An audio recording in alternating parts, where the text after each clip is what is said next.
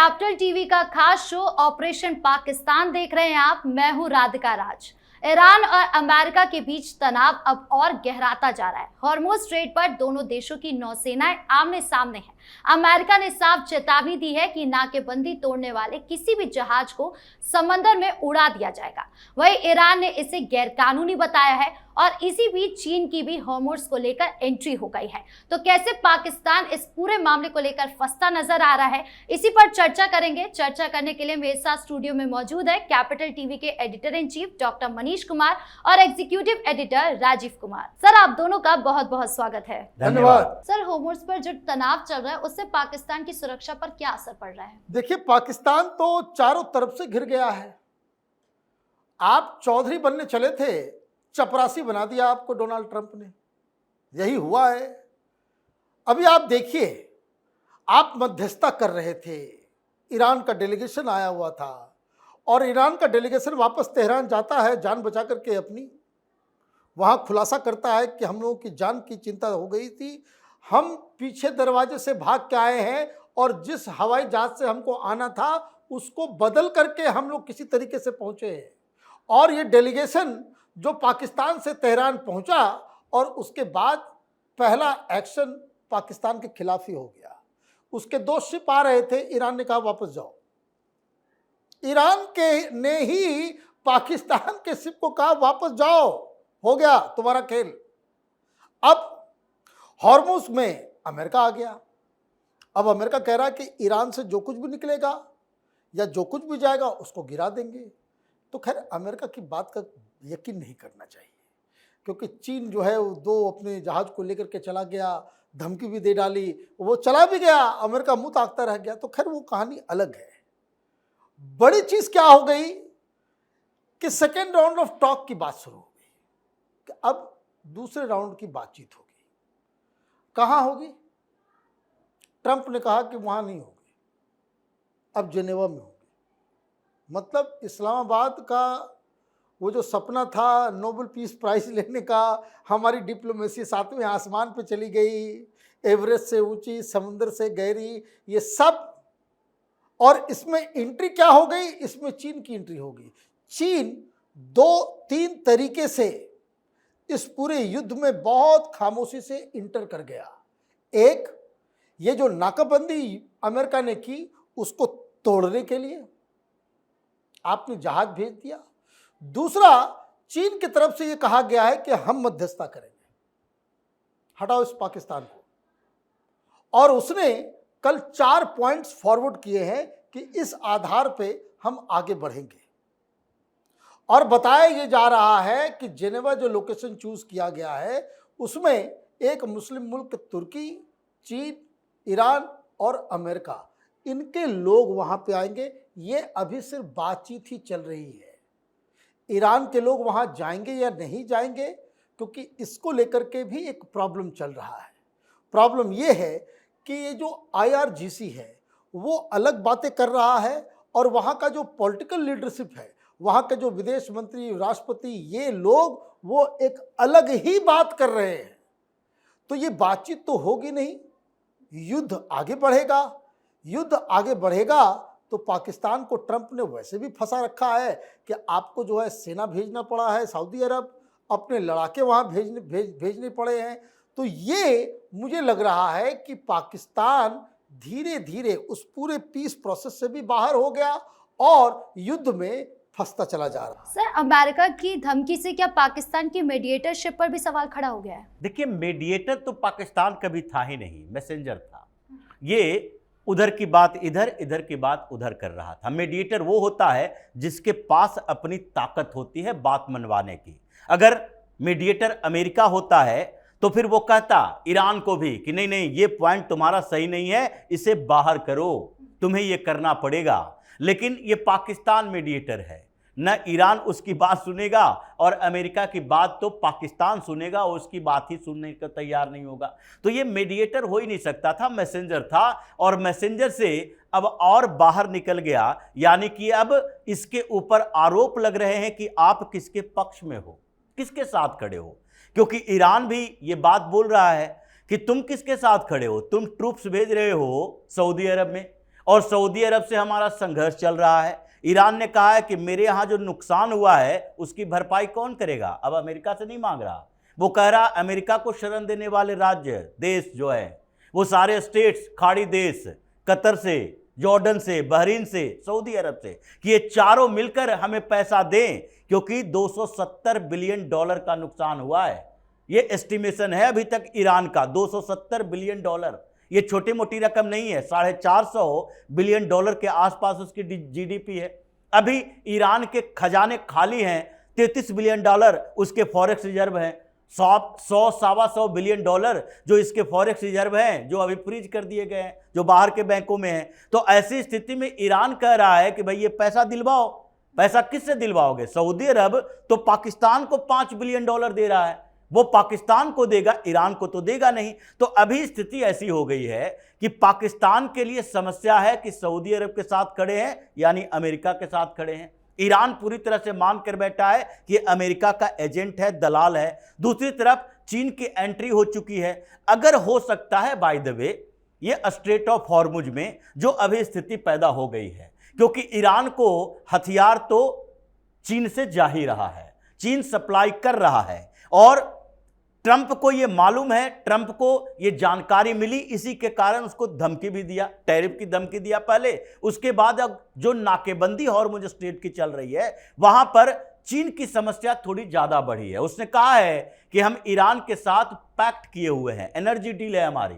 अब हम जो अपने एलएनजी ऑयल वहां से लाते हैं उसमें कोई व्यवधान नहीं होना चाहिए, लेकिन अगर हो गया तो फिर तो चीन और अमेरिका आमने सामने होगा।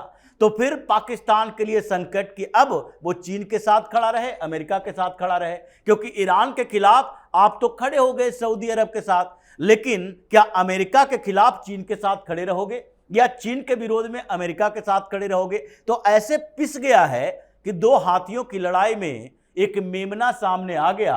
अब वो ऐसे पिस जाएगा कि इधर से ईरान भी, उधर से अमेरिका भी और इधर से चीन भी, तीनों तरफ से पाकिस्तान के कुछ टुकड़े कर देंगे और इसे समझ नहीं आएगा कि हम पीस टॉक करने गए थे कि खुद के लिए टुकड़े मोल लेने गए थे। सर, होर्मुज़ तनाव में जिस तरीके से चीन की एंट्री हुई है वो पाकिस्तान के लिए कितनी मुश्किलें बढ़ाएगा? देखिए, 2-3 चीजें हैं। पाकिस्तान के सामने अभी जो सबसे बड़ी चुनौती है कि वो उसकी अर्थव्यवस्था क्या है। आपके पास पैसे होंगे तब तो आप अपने आप को सस्टेन कर पाएंगे। अभी कितना मजाक बन रहा है पूरी दुनिया में पाकिस्तान का। आपने बिचौलिया का काम किया, मैसेंजर का काम करने के लिए इस्लामाबाद में आपने ये मीटिंग बुला ली। अब जिस होटल में आप रुके थे, होटल वाला बोल रहा है कि हमारा बिल अभी तक नहीं क्लियर हुआ है, हमको कौन बिल देगा। किसी ने कहा, सोशल मीडिया में कह रहे कि नहीं, वही पाकिस्तान की तरफ से कहा भाई ईरान वाले बिल भी देंगे। आपके पास एक होटल वाले को बिल देने की औकात नहीं है और आप जो है मैसेंजर और मीडिएटर का रोल देख रहे थे।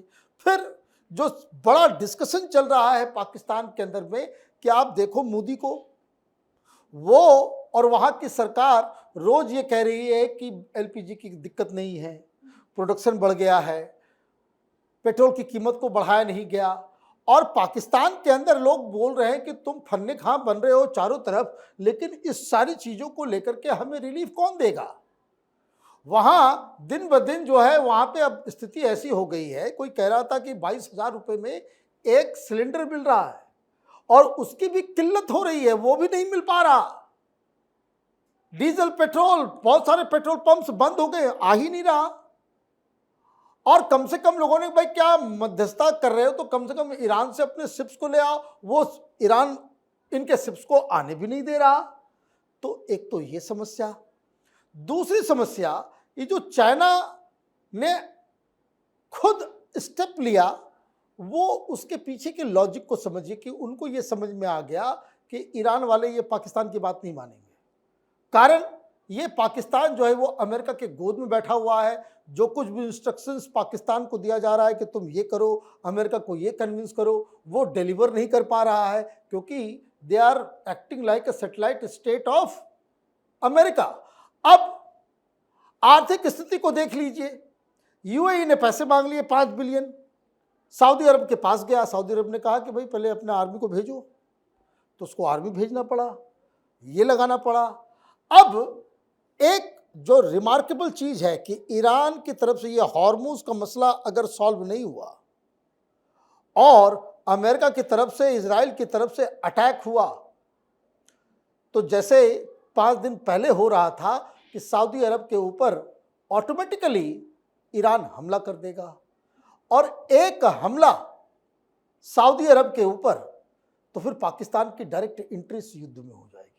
और अगर इस युद्ध में आप शामिल नहीं हुए, क्योंकि पाकिस्तान इसी आधार पे सऊदी अरब अपने लड़ाके और अपने आर्मी को भेजा है कि सऊदी अरब ने कहा कि $5 बिलियन देंगे। अब अगर युद्ध होगा और आप नहीं लड़ोगे तो सऊदी अरब वाले बोलेंगे भागो यहाँ से तुम भी, तो 5 अरब मिलेगा नहीं। चीन ने साफ मना कर दिया है कि भाई अब आप IMF से ही लो, अमेरिका की गोदी में बैठे हो, अब अमेरिका से ही तुम्हारे को जो है वो मिलेगा। और जब ये सारी चीज़ें फेल हो जाएगी तो आप ये ध्यान रखिएगा कि पूरी दुनिया में यही लोग कहेंगे कि पाकिस्तान की वजह से ये डील जो है डोनाल्ड ट्रंप नहीं कर पाए, Pakistan was a wrong choice. आपको किसी और मुल्क के मध्यस्थता में ये बातचीत करनी थी जो आपने नहीं किया, तो इसका मतलब ये है कि ये अमेरिका से भी जाएगा, UAE से चला ही गया, चाइना से भी चला गया, और युद्ध की स्थिति में अगर लड़ा तो गया और अगर नहीं लड़ा तो सऊदी अरब भी पाकिस्तान को दुत्कार देगा। सर, पाकिस्तान के हालात अभी और बिगड़ेंगे या सुधरने का कोई चांस है? देखिए, पाकिस्तान है वो, ये अपनी हालत को सुधारता नहीं बिगाड़ता है। अभी जो स्थिति इन हुक्मरानों के लिए है पाकिस्तान में, चाहे मुनीर हो या शहबाज शरीफ हो, ये दोनों हुक्मरान ही हैं, एक PM एक सुपर PM। ये आर्मी का स्ट्रक्चर ही वहाँ पर ऐसा है, परोक्ष रूप से शासन करता है, कभी प्रत्यक्ष रूप से शासन करता है। अब इन लोगों के साथ चैलेंज ये है कि हम कैसे भी वहाँ के लोगों को उलझा के रखें। अगर ये उलझाना बंद हो गया तो अंदर से ही विस्फोट शुरू हो जाएगा, क्योंकि वो ऐसा मुल्क है जिसने भस्मासुर पाल कर रखे हैं। जितने आतंकी संगठन हैं वो केवल बाहर के लिए या भारत के खिलाफ यूज नहीं होता, बल्कि पाकिस्तान में पाकिस्तान के खिलाफ भी उपयोग होता है। नहीं तो पाकिस्तान में इतने ब्लास्ट नहीं होते। और उसके बाद जो पाकिस्तान के खिलाफ लड़ने वाले कुछ संगठन हैं, TTP है, उधर BLA है, उधर BRA है, ये सारे संगठन जो बलूचिस्तान से खैबर पख्तूनख्वा तक संघर्ष कर रहे हैं पाकिस्तान के खिलाफ, जैसे ही इनकी औकात कमजोर हुई ये सब बाहर निकल जाएंगे। तो अभी किसी भी तरीके से पाकिस्तान को लगता है कि इसे उलझा कर रखो, ज्यादा बड़ी जंग ना हो पाए, लेकिन अमेरिका अपनी प्रतिष्ठा पर इसे लेकर गया है। ट्रंप को लगने लगा कि इतनी बेइज्जती अब हो गई है कि हॉर्मुज की नाकेबंदी नहीं करेंगे, ईरान से सरेंडर नहीं करवाएंगे, तो ऐसी स्थिति में अमेरिका के अंदर हमारी फजीहत होगी। तो इसलिए वो अड़ा हुआ है, नाकेबंदी चल रही है। और अभी अगर फिर से युद्ध शुरू हो गया, जो पीस टॉक फिर से दोबारा शुरू होने वाला है, उसके बदले युद्ध शुरू हो गया, तो पाकिस्तान तो ईरान के टारगेट पर भी होगा और उधर अंदर से जो विस्फोट चल रहा है उसके अंदर, उसके टारगेट पर भी होगा। यानी कि अब वो ऐसे रास्ते पर चल रहा है जहां से वापसी की गुंजाइश नहीं दिख रही है। जी, इस मुद्दे पर जानकारी देने के लिए आप दोनों का बहुत बहुत धन्यवाद। धन्यवाद। तो कुल मिलाकर ईरान अमेरिका तनाव, चीन की एंट्री और पाकिस्तान की आर्थिक सैन्य उलझन ने मिडिल ईस्ट की स्थिति को और जटिल बना दिया है। तो फिलहाल इस खास शो में इतना ही। आपकी इस पूरे मामले को लेकर क्या राय है, कमेंट बॉक्स में जरूर बताएं। वीडियो को लाइक करें, शेयर करें और चैनल को सब्सक्राइब करना ना भूलें। धन्यवाद।